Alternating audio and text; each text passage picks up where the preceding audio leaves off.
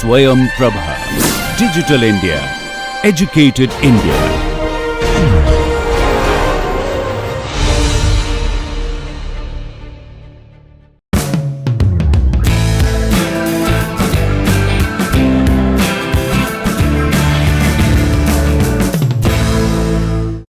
Hello and welcome to lecture 5 of module 7. We have been considering numerical methods for solving ordinary differential equations, the initial value problems in this particular module. So far we have covered the Runge-Kutta family of method, and specifically we have covered RK2 and RK4 methods. In the RK2 method, what we do is we write our yi plus 1 equal to yi plus h times slope, where slope is computed as sum of two slopes k1 and k2. So I will write this as h times w1 k1 plus w2 k2. That is the RK2 method, where k1 is going to be equal to computed as the function f computed at yi comma ti, and k2 is computed at some point yi plus q2 multiplied by h k1 comma ti plus p2 multiplied by h. Okay, q21 multiplied by hk1. This 2 corresponds to this particular 2, the same index, and this 1 index corresponds to this index 1 over here. Okay, so this is an explicit RK2 method that we have over here. Okay, so these weights w1, w2, q21 and p2 are related to each other based on certain rules. Those rules were w1 plus w2 equal to 1, w2 multiplied by q21 equal to half, w2 multiplied by p2 equal to half. These were the 3 rules that we obtained. We have 3 equations for 4 unknowns. That means one of those values we can choose on our own, whichever value that we want. Usually we tend to choose our value p2, and based on that we have looked at 3 different variants of RK2 method: the midpoint method, the Yuen's method, and the Ralston's method. Okay, so this was about RK2, and the way we represent these weights is, what we will do is we will just draw a table with 2 lines. Okay, and the weights w1 and w2 will go below this particular line, and the weight p2 will come to the left of the vertical line, and q's we will write it in this particular row. So we will have this q21 over here, and we won't have anything in this particular column of the first row. Okay, so this is going to be the representation for RK2. Now the RK4 method, we will have yi plus 1 computed as yi plus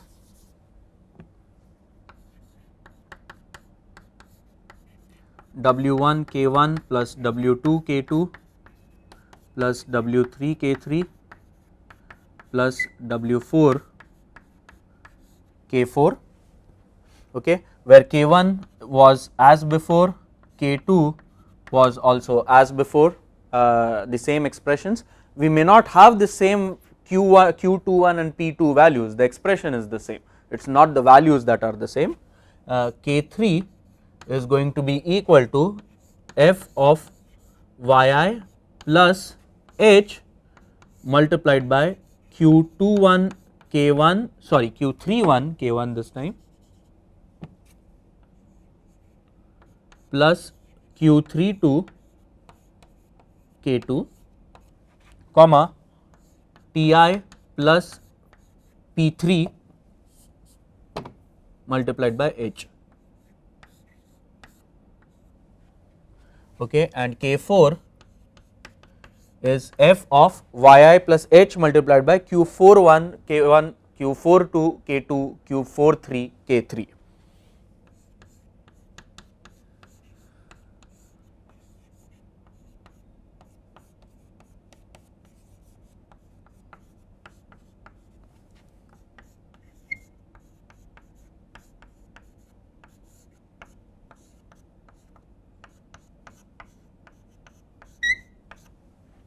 Okay. And so now we have our K1, K2, K3 and K4 for our RK4 method, and in RK4 method the same kind of table will have W1, W2, W3 and W4, and then instead of having just one row above this particular guy, we will have 3 rows above this guy, P2 Q21, P3 Q2 Q31 and Q32 and P4 Q31 41 42 and 43.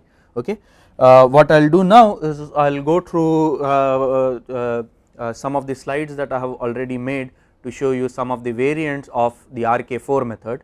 We will just go and review some of the things that we did in the last 5 minutes of the previous lecture, and then we will go on to the RK4 method. Let us start from essentially the overview of this particular module. In the RK family of method, we have considered the RK2 and RK4 as higher order methods. RK3 method is also there, and usually it is RK2, RK3 and RK4 methods that are typically more popular, with RK4 being the most popular, and the reason for that is better accuracy of RK4 method compared to any of the earlier methods.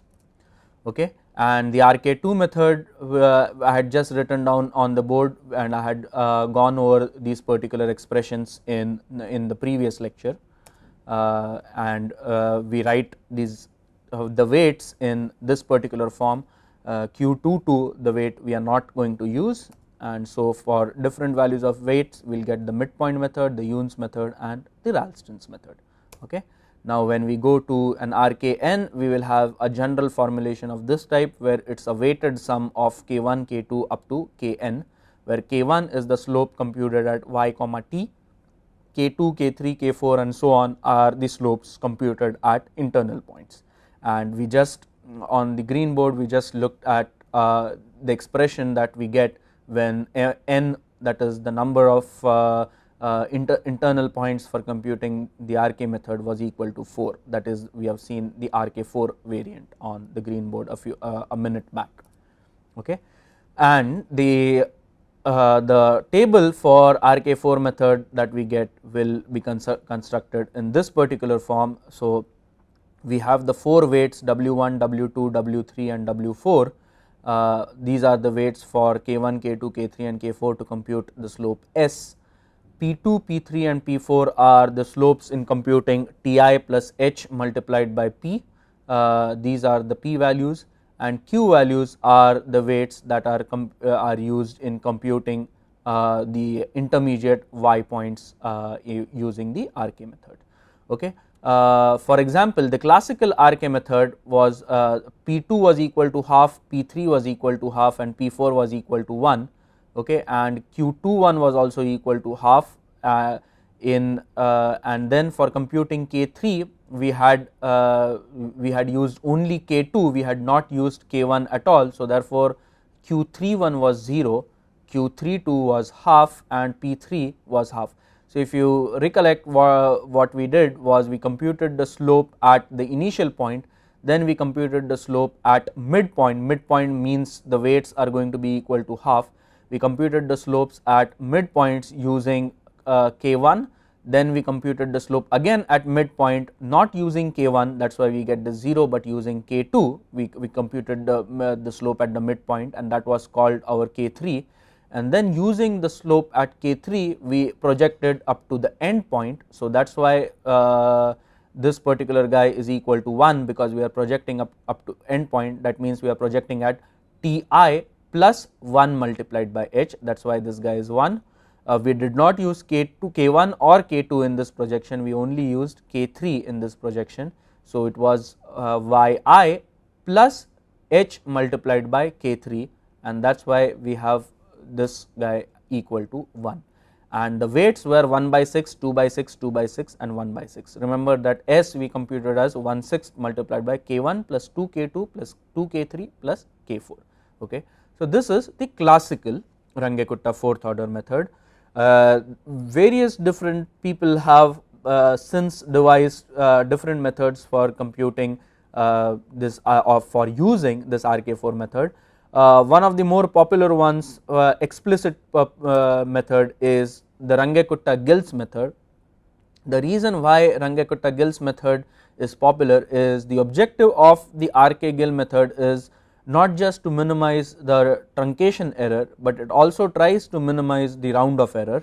So, with an objective function of minimizing the round off errors, these are basically the weights that are obtained for the RK-Gill method. Perhaps is one of the most popular RK4 methods when it comes to non-adaptive RK4 methods.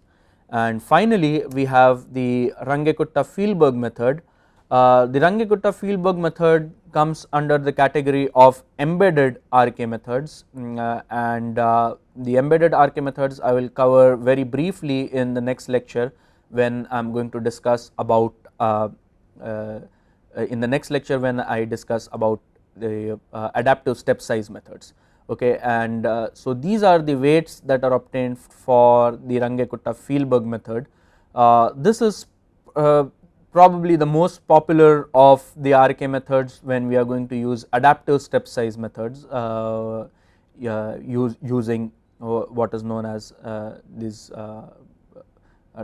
types of RK methods. Okay. So, essentially what the weights that we get are of this type. We have 1/4 and 1/4 weight for P and Q, and these are the weights for computing K3, and these are the weights for computing K4. And once you get K1, K2, K3 and K4, these are the weights that you will use for W1, W2, W3 and W4. In fact, you can actually indeed verify that some W1, W2, W3 plus W4 is always going to be equal to 1 in all of the RK4 methods that we obtain. And this particular property, that W1 plus W2 plus W3 plus W4 equal to 1 is required for consistency, and we will talk about that in about 10 minutes from now. Okay. So, now to summarize what we get with the RK4 method, what I have done is I have used the solution using the RK4 method using the previous solver that we had developed. Recall that we had developed this particular solver using the RK4 method, and what I did was I changed h equal to 2.5, and for h equal to 2.5, these are the results that we obtained for v equal to 0, v equal to 1, v equal to 0, v equal to 2.5 and v equal to 5. And for v going from v equal to 2.5 to v equal to 5, what I have done is I have just created an animation, and I will just show that animation in the slideshow. Okay. The dashed line that you see, the purple thick dashed line that you see over here is the true solution. The three vertical lines that you see over here are Ti, Ti plus 1 and the midpoint. I have showed the midpoint because in computing the classical RK4 method, we are going to use projections at the midpoint. Okay. So, we will start at this particular point, okay, and compute K1. So, the K1 is computed at the point shown by this black circle. So, K1 so the slope K1 is just going to be equal to f of yi comma Ti. Okay. So, the slope at this particular point will be K1, and that is shown by the black line over here. Okay. And then we project along this slope up to the midpoint, okay, to compute our K2. Keep in mind the K2 was computed at f of I plus half for time t and I plus K1h by 2 for yi. Okay. So, K2 is going to be computed at this point, it is computed at Ti comma yi. Okay. So, the K2 computed at this point, these are actual slopes that are obtained from from Excel. Okay, this is not a cartoon, these are indeed actual slopes that I have obtained from Excel and I have animated the slope. So this particular red line that you see over here is the slope K2, okay, and using the slope K2 we are going to project over here in order to get our K3. K3 again is obtained at the midpoint, okay. So we take this particular arrow, this slope is unchanged and we will just bring it back to the point Ti comma Yi and then project it to the midpoint, okay. So the point Ti comma Yi is projected at the midpoint and that we will get as K3, and the K3 is f computed at Yi plus K2 h by 2, okay. So that is this particular point, and Ti plus h by 2, which is this vertical point over here, okay. So now K3 will be computed at this point, and the K3 that is computed at this point is shown by the blue arrow over here, okay. So this red arrow, the black arrow is K1, this red arrow is K2, this blue arrow is K3, okay, and the blue arrow gets again moved back to the point Yi comma Ti, and now what we are going to do is we are going to use K3 to project at Ti plus 1, okay. So we will project along this line all the way up to Ti plus 1 and we will compute the slope at that point Ti plus 1, okay. So this is the point at which we will compute our fourth slope, which will be given by this green line. So this is the slope computed at this particular guy K4 computed at I plus 1 for the time and I plus h times K3 for the concentration, okay. So this is the green slope representing K4, okay, and we take now this green slope back over here, okay. So now we have K1, K2, K3 and K4. I have discarded all those lines for projections. So 1 multiplied by K1 plus 2 multiplied by K2 plus 2 multiplied by K3 plus 1 multiplied by K4, the entire thing divided by 6 is going to give us the final slope S, and using that final slope we will project up to, from this point we will end up reaching actually a point right over here, okay. So this is the geometric interpretation of RK4 method using the actual values for the classical RK4 from the Microsoft Excel, okay. We will do the same thing for Yoon's method also. If we go on to some of the earlier slide, I will just go on to the overview slide. We have covered the Yoon's method under the context of higher order Runge-Kutta method. Now what I will do is I will go on to the predictor corrector methods, and I will give you a motivation for using the Yoon's method. I will motivate the predictor corrector method, okay. So the Yoon's method variant, the RK2 variant of Yoon's method is K1 is the slope computed at this point, and we project all the way up to all the way up to Ti plus 1, okay.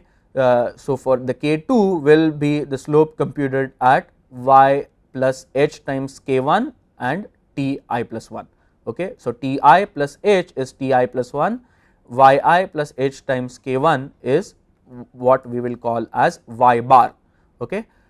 So the RK2 variant is Yi plus 1 equal to Yi plus H by 2 multiplied by K1 plus K2, okay. Now what we can say about K1 is that K1 predicts what value we will reach with Yi plus 1. So this Y bar I plus 1 is the predicted value Yi plus 1, okay. So what we are going to say in the predictor corrector form is, instead of calling this as Yi plus 1 equal to Yi plus H by 2 times K1 plus K2, we will call this as Yi plus 1 equal to Yi plus H by 2 times f of Yi plus comma Ti plus f of Y bar I plus 1 Ti plus 1, okay, where Y bar is the predicted value Yi plus H times K1, okay. So this is the predictor corrector variant. Now let us put the Yoon's method in the predictor corrector form. Okay. So k1 is the slope computed over here, yi plus 1 bar 0 is the predicted point at this particular location. Okay. And now we write the corrector equations. The corrector equation is k2 0 is going to be nothing but f at yi plus 1 bar 0 comma ti plus 1. Okay. And the new value y bar I plus 1 computed using the first iteration is going to be yi plus h by 2 multiplied by k1 plus k2. Okay.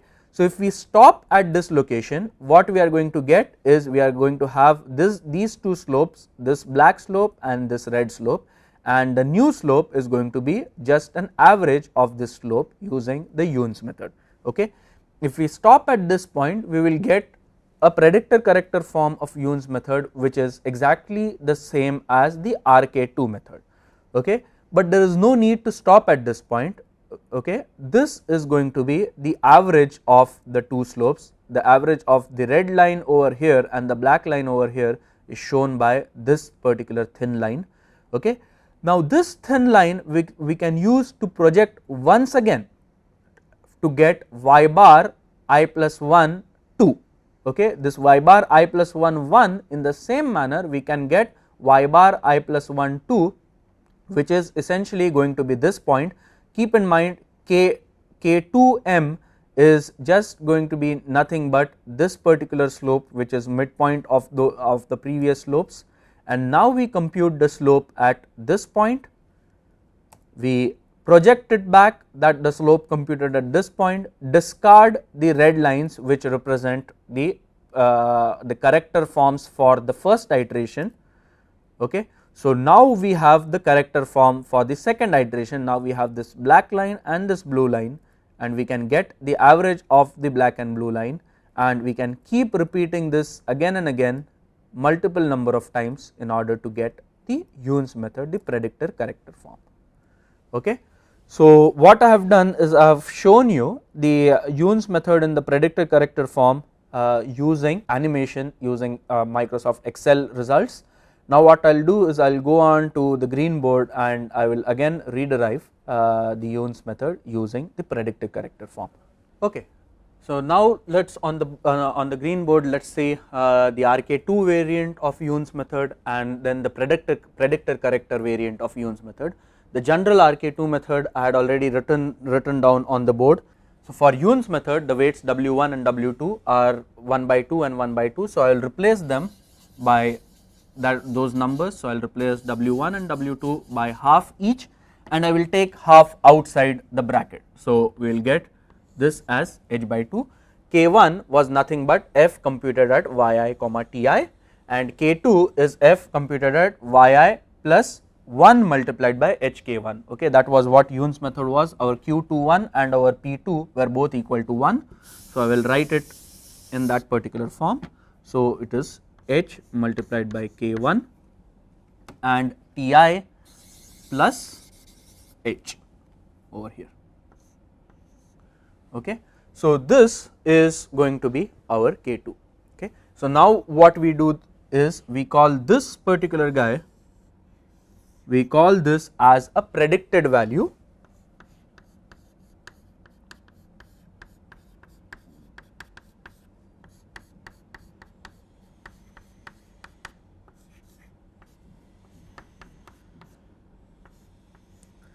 We will call this predicted value y bar I plus 1 0. Okay. And this predicted value we will correct it using Yoon's method recursively. Okay. So that is what we are going to do with this. Okay. So now if we were to use this RK2 variant, this is where we stop and we do not proceed ahead any further. This becomes the RK2 variant, which is equivalent to the Yoon's method predictor corrector with the corrector used once only. Okay. Now the predictor corrector form of Yoon's method, where we use the corrector multiple times, is what I am going to write now.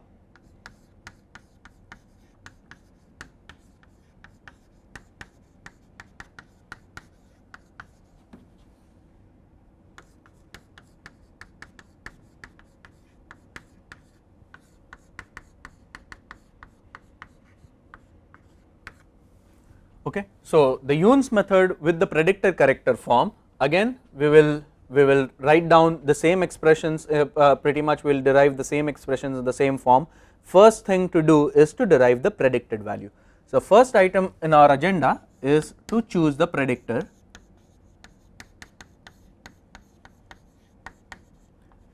which uses the value k1 only. So, our predicted value y I plus 1 bar 0 is going to be equal to yi plus h multiplied by f of yi comma ti. Okay. So, if we look at what our yi bar 0 was, if we go back to this particular part and see what our yi bar 0 was, our yi bar 0 was nothing but yi plus h times k1, k1 was nothing but f of yi comma ti. Okay. That is the predictor. So, that is the same equation that I have written in a slightly different form over here. Okay. Now, let us look at the corrector form of the equation. Okay. Corrector was nothing but a trapezoidal rule that we use. 2 lectures earlier, I believe in lecture 3 we had shown that the Yoon's method is kind of like using a trapezoidal rule if we had the function f as function just of the time t. Okay. Likewise, the corrector form is going to be the implementation of trapezoidal rule. In the corrector form, what we do is yi plus 1 corrected, we will write this equal to yi plus h by 2 multiplied by k1 plus k2, right. We have this as k in computing the Yoon's method using RK2, we have yi plus 1 equal to yi plus h by 2 multiplied by k1 plus k2. What is k1? K1 is nothing but the slope computed at yi ti. What is k2? K2 is nothing but slope computed at yi plus 1 bar 0 and ti plus 1. Okay. So, I will write that down over here. So, h by 2 multiplied by f of yi comma ti plus f at yi plus 1 bar 0 comma ti plus 1. Okay. Now, if we stop at this point, the result that we get from the Yoon's predictor corrector method is the same as the result that we will get from the RK2 method, but we are not going to stop at this point, but we are going to use the corrector multiple number of times. Okay. So, the third item is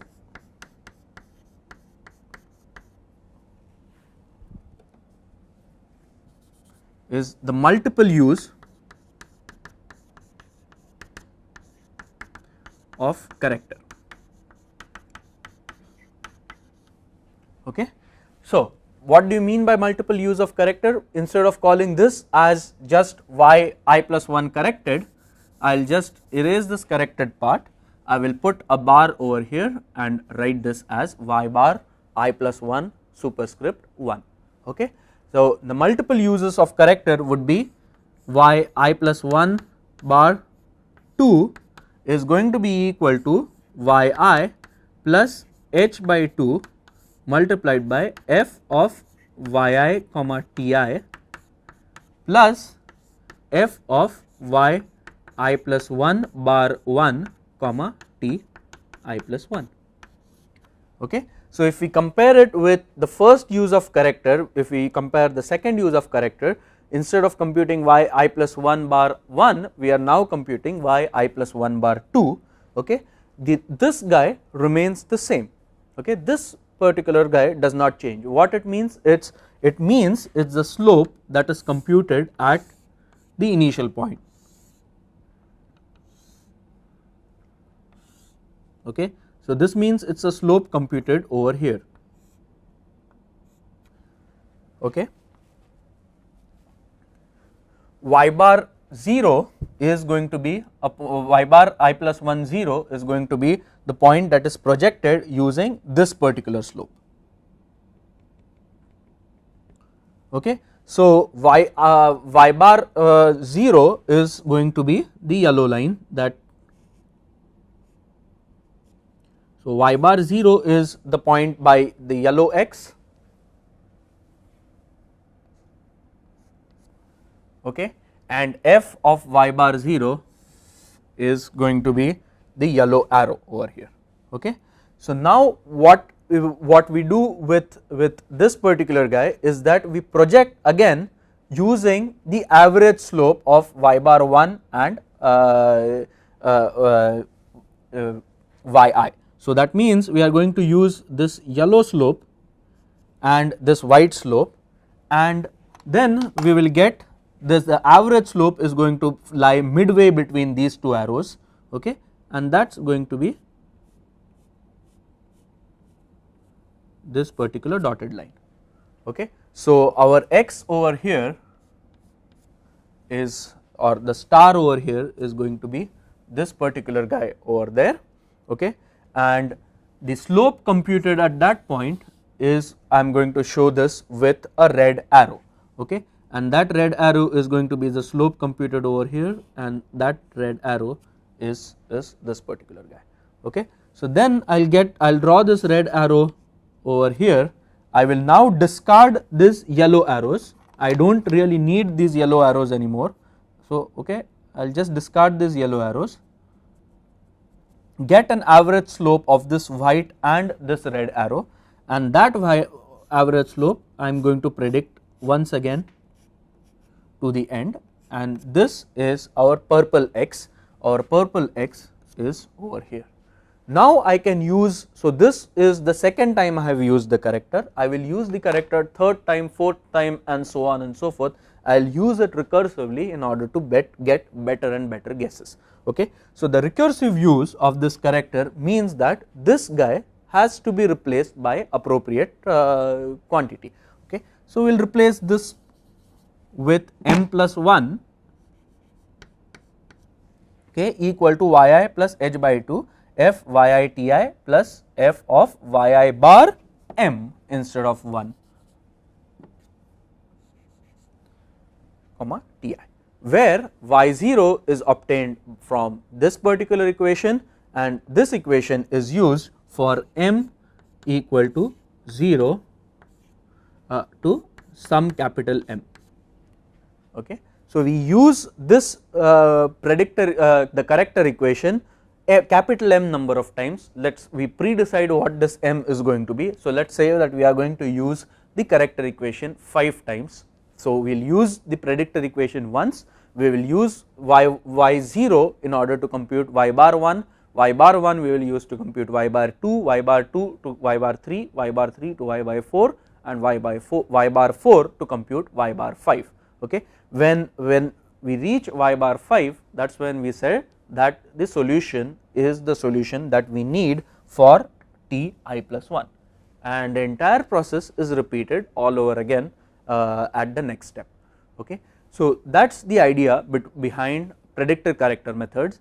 We will take up predictor corrector methods once again in the last lecture of this module, when I very briefly am going to cover some of the more advanced methods and why this idea of predictor corrector method actually is fairly popular in some of these methods, specifically in the Adam-Moulton family of methods. Those are also the predictor corrector methods, okay. So in summary, what we have covered so far is we have covered RK methods, we have covered the error analysis of RK methods, and we have covered the predictor corrector methods. The error analysis of the predictor corrector methods is fairly straightforward. This is nothing but an Euler's explicit method. As a result, the error for the predictor equation is that its order of h squared.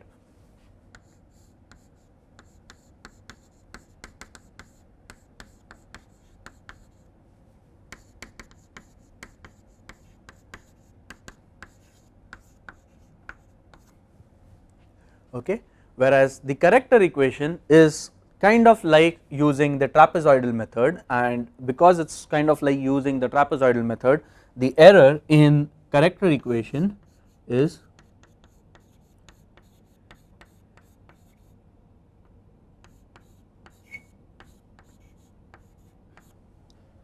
of the order of h cubed. Okay.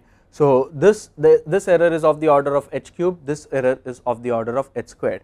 Now why is this particular method actually useful? The reason why predictor character methods are useful is because they are still explicit methods, they are not implicit method, but if this Yoon's method was repeated large enough number of times, in that case what will happen is that if there is convergence, then Yoon's method will converge to a totally an implicit method.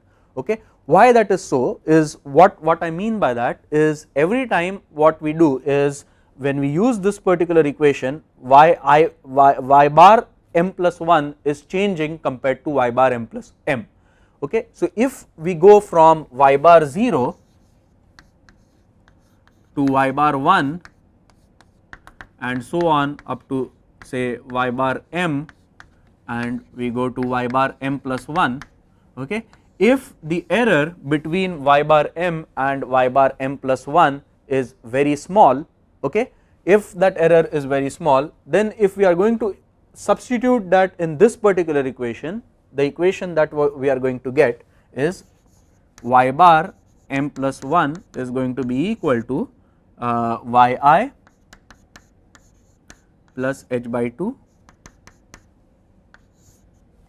multiplied by f of yi comma ti plus f of y bar m I plus 1 comma t I plus 1. If m is large enough, okay, we repeat this multiple number of times till we get convergence. If m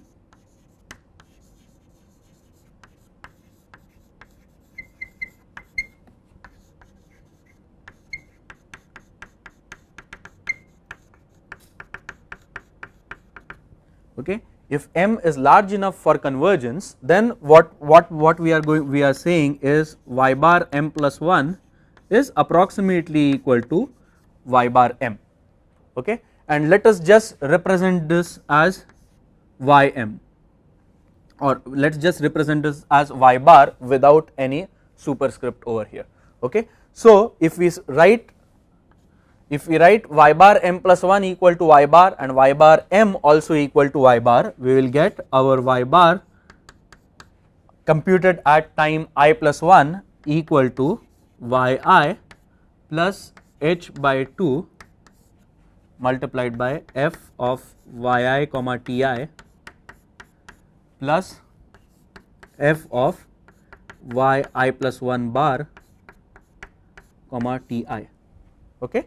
Keep in mind that this bar just represents a dummy type of a variable. Now if you see this particular equation, this equation is, if you recollect something that we did in lecture 2 of this particular module, this is nothing but Crank-Nicholson method.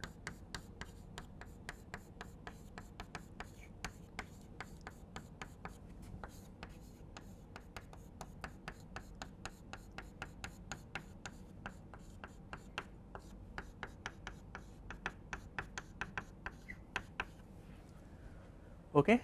And this completes the promise that I made in lecture 2 itself, why Crank-Nicholson method is going to be preferred over implicit Euler method. The reason why Crank-Nicholson method is going to be preferred over implicit Euler method is because implicit Euler method we saw was of the order of h square accurate, and we have just derived that because of this corrector equation, a method of the type of Crank-Nicholson method is h cubed accurate.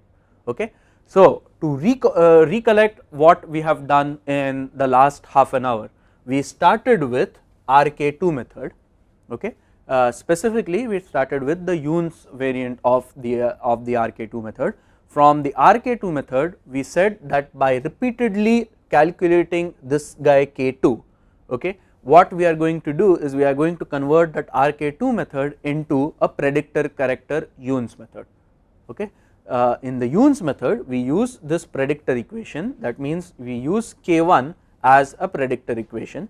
okay, and then use the K2 equation repeatedly in order to improve or in order to correct the value of y bar. We go from y bar 0 to y bar 1 and so on up to y bar capital M. Okay. So, this is what we do in order to use the predictor corrector Yoon's method. Now, instead of stopping at capital M number of iterations, if we keep doing the iterations until y bar M plus 1 converges to y bar M, okay, then what we have solved over here is we have essentially solved a non-linear equation of this type. We have solved this equation using the fixed point iteration method, the method of successive evaluations. Okay. So, if we actually do that, we will get Crank-Nicholson method. Okay. If we stop at a finite number of iterations, we will get the predictor corrector method. If we stop only in the first step, not do any iterations of the corrector, we will get the RK2 Yoon's method. Okay. So, that is basically what I wanted to cover with respect to RK2 methods and with respect to the predictor corrector methods. The next question and a very important question comes up is, why do we want to look at the implicit methods at the on the first in the first case itself? Because the RK2 method we saw had accuracy of h cubed, predictor corrector had an accuracy of h cubed, Crank-Nicholson method has an accuracy of h cubed, but clearly the amount of effort that is required in order to solve this particular algebraic equation problem is significantly higher than the amount of effort that is required to solve the RK2 method. So, the question comes is, why implicit method, and the answer to that question is because implicit methods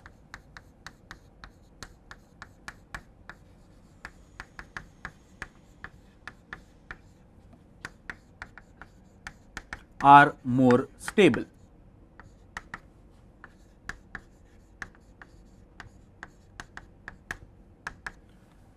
Okay. The question is, what do we mean by stability? Okay. So, let us again go back to the Microsoft Excel and try to see what we actually mean by stability. So, now let us consider what we mean by stability. What I have done over here is from the same Excel sheet that we have been looking at in the past few lectures, I have opened up the same Euler's explicit method sheet. Okay. So, this is where we computed the where we used Euler's explicit method in order to compute the solution for V equal to 5, given that concentration C0 equal to 1. Okay. What we had seen is, as we decrease the value of our step size h, we get more and more accurate results. Likewise, as we increase the value of our step size, we are going to get less and less accurate results. So, from h equal to 1, let me increase this to h equal to 1.5. Okay. What happens when we increase this to h equal to 1.5? What I will do is I will just take this figure a little bit away so that it does not distract us from our discussion. Okay. So, what happens when we go from h equal to 1 to h equal to 1.5 is that the error that we get increases. Okay. But nothing more has happened besides error increasing. Okay. Let us go to h equal to 1.8, and again we find that the error has increased even further. Let us now go to h equal to 2. Okay. Now, when we see h equal to 2, there is some funny business that is happening. Okay. That if you look at the predictions of the Euler's method with h equal to 2, the initial concentration was equal to 1, but the concentration immediately at volume V equal to 2 has dropped to 0. Okay. And beyond that, this method cannot continue, because C itself is 0. When C is 0, f that is computed is 0. If f that is computed is 0, then Ci plus 1 equal to C plus h multiplied by f is going to be equal to Ci itself. So, Ci plus 1 equal to Ci equal to 0. So, immediately within one step Ci has gone to a value equal to 0. Okay. So, now that is a little bit of a problem over here. This problem arises because at h equal to 2 we have limit of stability of this particular method. What that means is, let us go from h equal to 2 to h equal to 2.1, okay. And if we go to h equal to 2 to h equal to 2.1, this is what we observe. What we observe is quite clearly that the concentration goes to a negative value, and beyond that our method cannot proceed. Okay. The reason why the method cannot proceed is because the concentration to the power 1.25, it is a fractional power. As a result of the fractional power, because we get negative concentration, we are not able to proceed further. Okay. So, now what I will do is, I will change this problem a little bit from dc by dv equal to 1.25 to dc by dv equal to minus c to the power 1 divided by 2. Okay. And what we will do is, we will go back to h equal to 0.5, okay, and let us see what happens. Now, let us consider the case where we have f to the power 1 instead of f to the power 1.25. Everything else remains the same. I have only changed this particular expression over here. Okay. So, now I will drag it and drop it over here, and the true values are also going to change. True values are going to be for the first order reaction, basically the true values are going to be e to the power minus t by 2.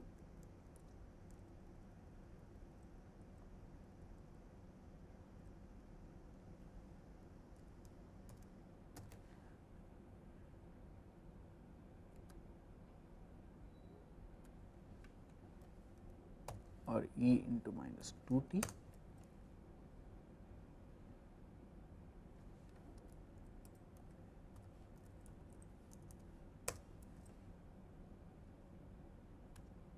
Okay.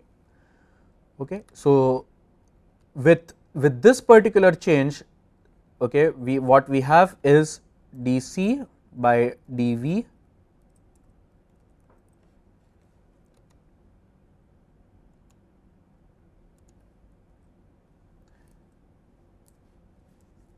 dc by dv is going to be equal to minus 0.5 into c,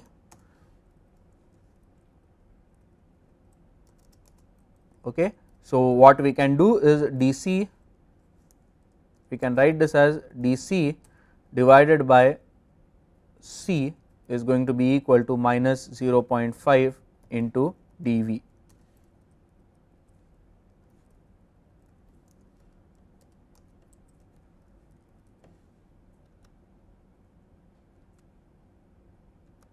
Okay.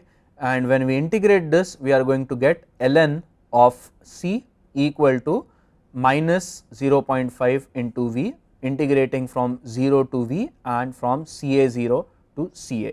So, we will have ln of c divided by ca0, where ca0 was equal to 1.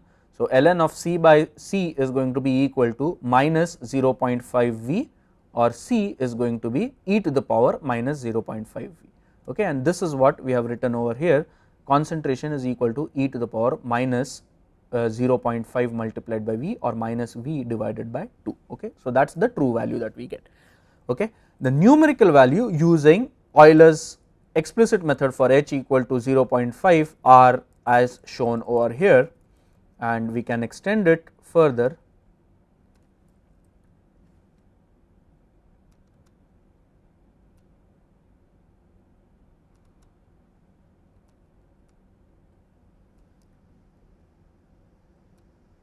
Okay, and we can extend it up to v equal to 5, and we will get the concentration of the species coming out from the PFR using the Euler's explicit method. Now, let us increase our h to 1 and see what happens. When our h has increased to 1, the overall errors have also increased. Okay. So, the errors have increased indeed when we go from h equal to 0.5 to h equal to 1, but the solution is still available for us to see. Now, if we go from h equal to 1 to h equal to 2, what happens is what we had seen earlier, immediately the concentration has become 0, and from that point onwards we cannot proceed. Okay. Now what do we do if H happens to be H equal to 2.1, and this is what we see when H equal to 2.1 is that the concentration has become 1, has become negative, and then it is oscillating and finally settling down at the steady state value. Okay. Now let us say if H equal to 4, what happens? We get the value oscillating at 1, -1, 1, -1, 1, -1 and so on. Now if H is increased to 5, there is an interesting thing that happens. It is 1, -1.5, 2, -3, 5, -7, and now when I increase H to 10, see what is happening is see 1, -4, 16, -64, 256, 1024. Okay. So what essentially is happening over here is as we are increasing H beyond a certain point, the solution from Euler's method is going unstable. So I will go to the green board and I will plot out what actually happened in the Euler's explicit method.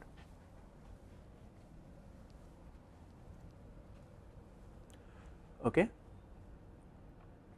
Okay.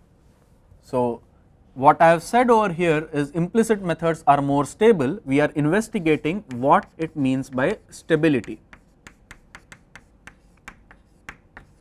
Okay. So what happened, what we saw over here is if we were to plot the concentration C against the volume, okay, the numerical method for getting concentration C against the volume, if we were to use say H equal to 1, we will perhaps get the results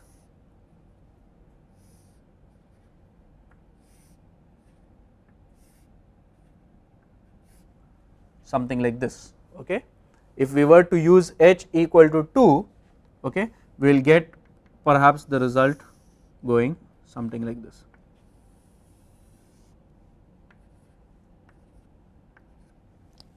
Okay. When we used value H equal to 2.1, the results that we got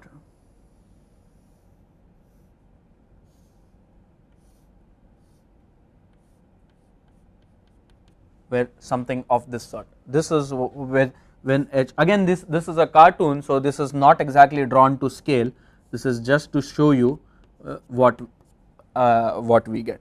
Now when H was equal to 4, the type of results that we got when H was equal to 4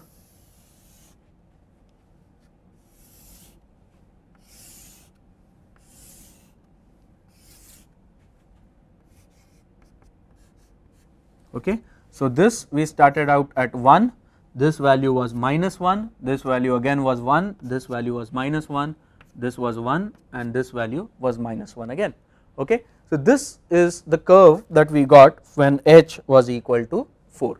Now what do we get when H is increased to beyond 4?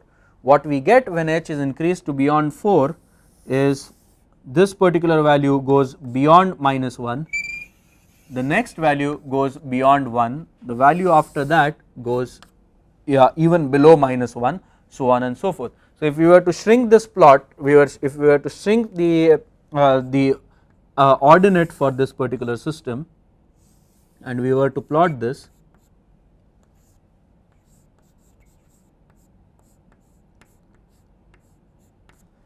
okay, for H greater than 4 we will start at -1, sorry, we will start at +1, go to a value below -1,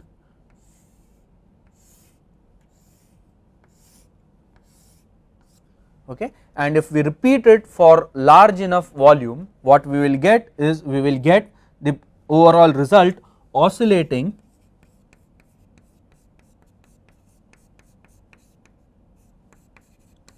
between -infinity and +infinity as V tends to infinity. This is known as an unstable solution.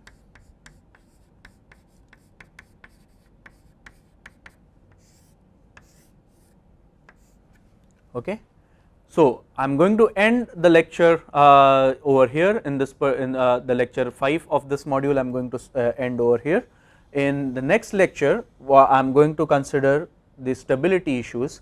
Okay, specifically I will talk about the equation. So, the equation that we had dc by dv was equal to minus c by 2.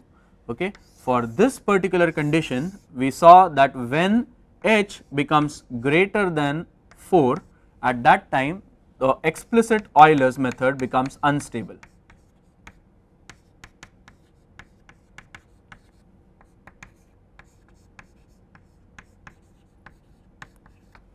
Okay, and we will do some theoretical analysis of this particular condition to find out under what conditions do the explicit Euler method becomes unstable, under what conditions do implicit Euler methods become unstable. And what we will show is that implicit methods are globally stable, there is no limit on h for which this remains unstable. What we will also show is that the condition for which explicit Euler's method becomes stable is going to be when h is greater than 2 divided by the coefficient of this term. Okay, when that h is greater than 2 divided by 1 by 2, that is when the explicit Euler's method is going to be unstable. That is something that we are going to start off in the next lecture in this particular module. Okay, thank you.